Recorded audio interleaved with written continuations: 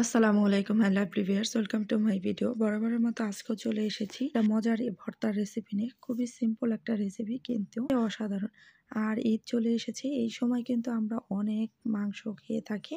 খেতে খেতে কিন্তু একটা অভুক্তি চলে আসে। আর এই সময় যদি একটু মজার রেসিপি হয় বা ভর্তা হয় তাহলে কিন্তু খেতে অসাধারণ লাগে।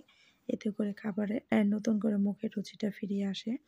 তো সেজন্য আজকে নিয়ে এলাম আমি একদম 5 মিনিটের রেসিপি। সেটা হচ্ছে মসুরের ডালের ভর্তা। এটা কিন্তু খেতে খুবই মজা লাগে আর খুবই সিম্পল।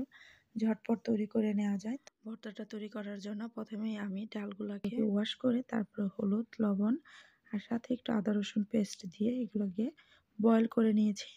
আর এখানে নিয়েছি সরিষার তেল।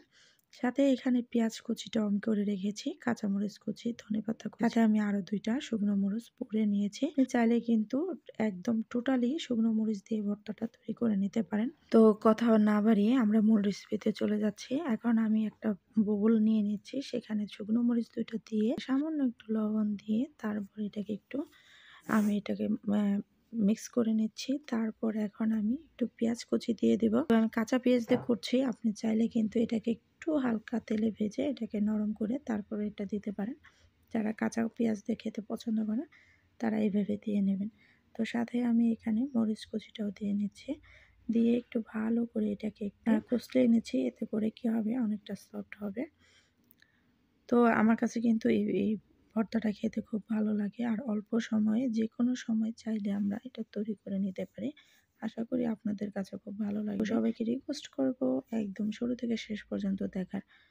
তো এখন আমি একটু ধনেপাতা কুচি দিয়ে দিচ্ছি, দিয়ে এটাকে আমি এখন আরও একবার ভালো করে মিক্স করে নিলাম। এখন আমি এখানে সরিষার তেল অ্যাড করে দিব। তো সরিষার তেলটা দেওয়ার পরে আমি আরও একটু ভালো করে হাত দিয়ে এটাকে ভালো করে মাখিয়ে নেব।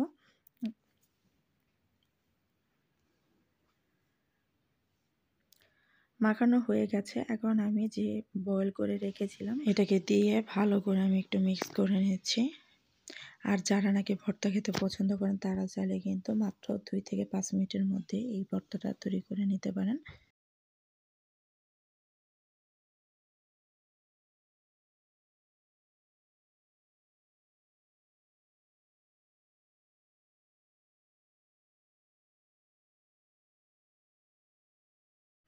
যারা এই ভর্তা খেয়েছেন তারা তো জানেনই কতটা মজার আর কতটা লোভনীয় এই ভর্তাটা।